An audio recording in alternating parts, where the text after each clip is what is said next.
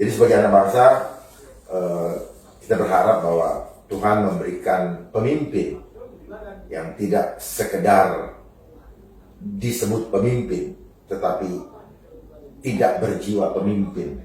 Karena pemimpin itu filosofinya adalah tempat di mana anak buahnya, rakyatnya menggantungkan masa depannya.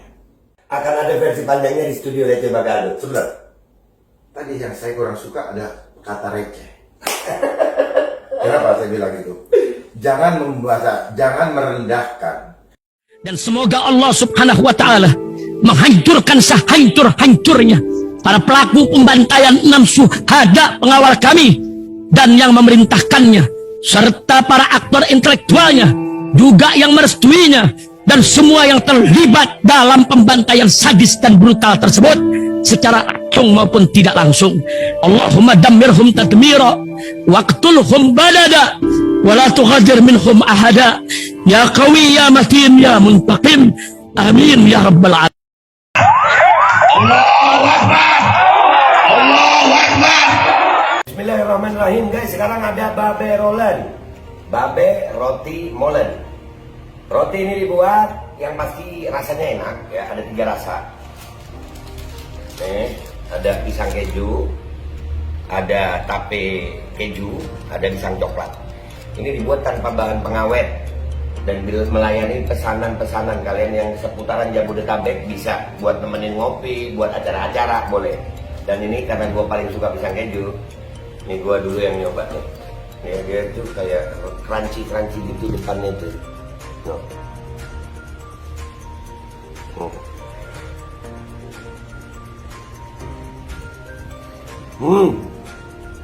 Tahu kerannya di depan nih, terus di dalamnya empuk.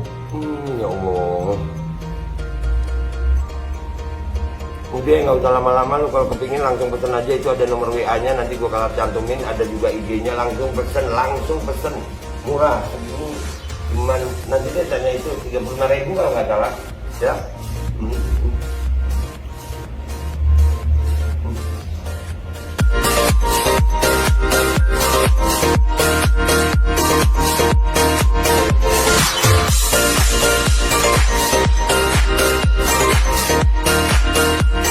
Assalamualaikum warahmatullahi wabarakatuh. Welcome back, selamat datang lagi di channel Babe Aldo bersama gua Babe Aldo, YouTuber receh yang tetap selalu terbahagia. Jangan lupa ngopi. Bismillahirrahmanirrahim. Alhamdulillah, gue baru kali ini ngopinya sambil gugup. Bang Dharma, apa kabar? Baik. Alhamdulillah. Nih guys, seriusan saya gugup banget ini. Baru ini permintaan dari subscriber dari setahun lebih bang, tentang bagaimana Babe pengen podcast sama Bang Dharma nih. Alhamdulillah kali ini ada kesempatan luang sebentar. Sebenarnya saya bingung mau bilang apa sama Bang Dharma ini. Karena ini minta maaf ya guys, gue manggil Bang Dharma karena memang permintaan beliau ya bang. Ya, nah Ketuaan kalau juga. ya bang, saya jujur aja saya termasuk penggemar abang dari awal masalah pandemi ini bang. Saya cuma mau minta nasihat dari abang, kira-kira untuk orang-orang seperti kami ini, apa yang harus kami lakukan menghadapi keadaan sekarang ini. Kan ini Indonesia. Sampai hari ini bang, jujur aja saya belum menemukan satu orang yang berani berbicara untuk membanggakan Indonesia demi Indonesia. Yang ada sekarang membanggakan ini untuk Indonesia, membanggakan ini untuk Indonesia. Belum ada produk asli Indonesia gitu bang, baru abang yang saya lihat. Kira-kira apa yang harus kita lakukan? Sementara ini kan di luar sana ini masing-masing ini bang, belum ada produk asli Indonesia gitu bang. Nah, menurut abang sendiri kita harus gimana nih bang melawan ini semua gitu bang? Sebenarnya kita nggak usah melawan. Kita mengikuti gendangnya, tetapi dengan kepercayaan diri menuju kepada kemandirian. Nah, untuk bisa mandiri, kita harus paham dulu Pancasila secara benar. Ada 5 nilai luhur Pancasila di dalam Pancasila. Sila pertama, ketuhanan yang Maha Esa. Nilainya apa? Ikhlas. Yang kedua, kemanusiaan yang adil dan beradab. Nilainya apa? Kita menerima, menikmati, dan menghargai apa yang Allah berikan. Karena kalau manusia membandingkan, terus kemudian melihat strata seseorang, merendahkan seseorang, maka kita tidak bisa jadi manusia adil. Otomatis kita berarti tidak ikhlas ya, dengan keberadaan itu. Dan kemudian kita tidak mungkin beradab. Kalau kita sudah tidak beradab, maka kita tidak mungkin bisa bersatu. Karena untuk bersatu itu perlu bersyukur menerima apa yang baik dari Allah, apa yang kita rasa tidak baik sebagai hadiah yang terindah dari Allah. Kemudian nilai yang berikutnya adalah tulus. Kalau kita sudah tulus, kalau kita bisa berlimpah syukur, maka kita akan menghadirkan tulus di dalam hati kita, sehingga kita tidak akan lagi mementingkan kepentingan kelompok. Kita akan mementingkan kepentingan orang banyak dan mempersembahkan hidup kita untuk orang banyak. Barulah kita bisa mencapai cita-cita bangsa Indonesia menjadi keadilan sosial bagi seluruh rakyat Indonesia. Ketika apa? Ketika kita selalu merasa bahagia bersama, tidak merasa keberhasilan orang menjadi suatu hal yang harus kita cemburu, dan tidak kita titipkan bahagia kepada orang itu. Yang terakhir, kita kembali ke sila yang pertama, semuanya kita kembalikan demi kemuliaan Allah. Itulah makna inna lillahi wa inna ilaihi raji'un. Ikhlas menerima, ikhlas melepas. Kita tahu kapan seorang pemimpin itu akan berhenti, karena dia tahu bahwa semua ini hanyalah amanah yang harus dipertanggungjawabkan kepada Tuhan yang Maha Esa. Iya bang. Jadi alhamdulillah saya sendiri bang termasuk orang yang ngefans sama abang itu, walaupun kita berbeda keimanan ya bang. Artinya saya bangga gitu kenal abang, melihat abang ngefans gitu, karena mau mempertanggungjawabkan hidupnya untuk kehidupan setelah mati. Itu jarang bang. Nah ini kembali ke Pancasila tadi bang. Pancasila ini sekarang ini seperti hanya sebagai slogan aja bang. Tapi dalam prakteknya kami belum melihat di mana, di DPR belum ada, di pejabat-pejabat yang ada ini belum ada gitu. Nah kami termasuk kelompok yang, kalau mau dibilang kelompok, kami sampai hari ini antipati dengan sistem yang ada. Ya karena kami melihat seperti PT 20% ini bagi kami ya, ini bukan Pancasila gitu bang. Nah kira-kira bang, apalagi kalau PT 20% ini kan otomatis calon-calon yang ada itu ya yang dimau sama partai-partai itu lagi. Sementara kami sendiri, jujur aja, partai yang ada di Dewan sana sampai hari ini kami belum ada yang kami percaya. Kira-kira ke depannya Indonesia ini kalau masih seperti ini, kira-kira ke depannya gimana? Soalnya kita udah ngalamin nih bang, polarisasi dari 2019 nih. Kemarin 2019 kan ada 01, 02, sampai pecah sampai sekarang nih. Sampai sekarang pecah, padahal 01, 02-nya sudah jadi 11, 12 kan gitu. Nah kira-kira 2024 harapannya gimana nih bang? Apa yang bisa kita perbuat untuk bangsa ini? Saya tidak mau masuk ke ranah politik ya, karena belum saatnya. Namun saya akan memberi pandangan bahwa harapan kita sebagai anak bangsa adalah tahun 2024 ada sesuatu yang baru, yang betul-betul fresh from the oven, ya, fresh from the oven, yang betul-betul genuine untuk membangun kemandirian bangsa. Agar apa? Agar bangsa ini berdaulat.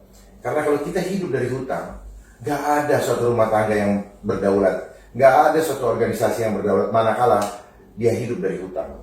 Gak ada seorang pria atau rumah tangga yang berwibawa kalau dia hidup dari hutang.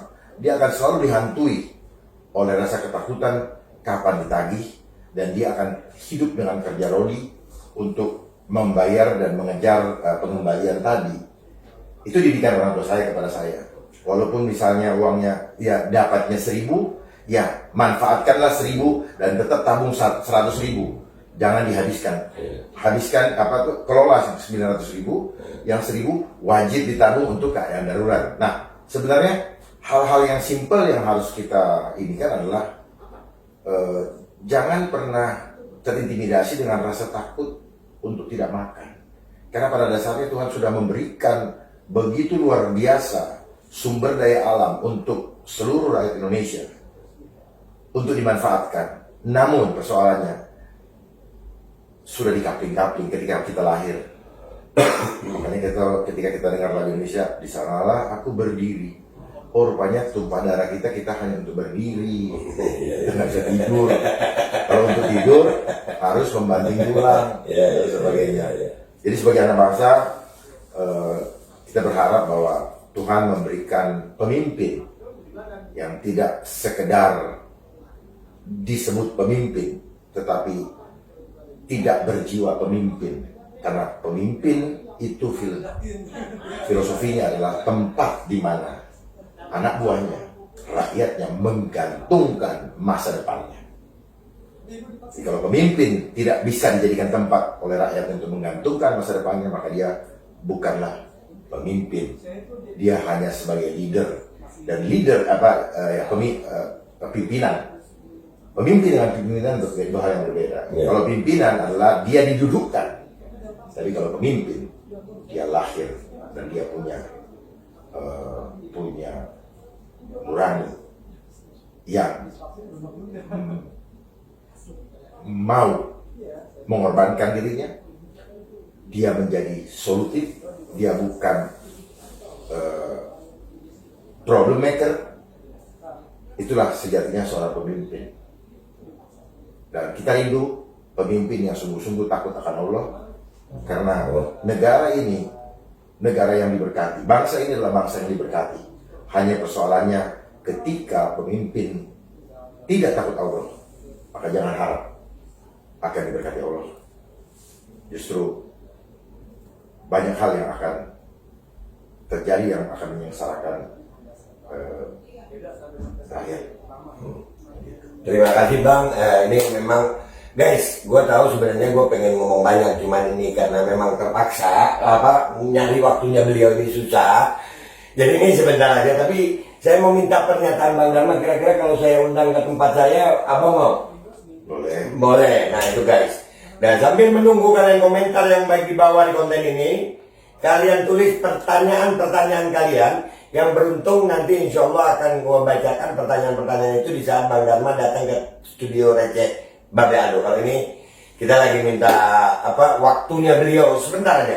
Sebagai closing statement Bang buat subscriber Babe Aldo, YouTuber receh ini Bang.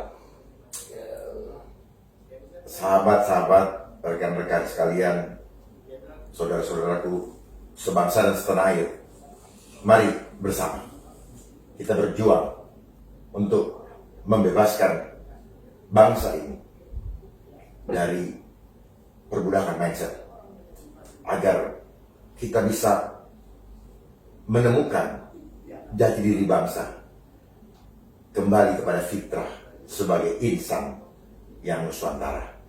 Nu makhluk swa mandiri anta menuju ra sang pencipta. Artinya apa?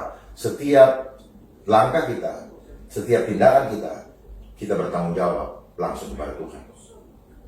Sampai jumpa di lain kesempatan. Terima kasih untuk waktunya Babe Aldo. Terima kasih. Saya juga sudah lama mengikuti dan ngefans dengan Babe Aldo, gitu ya.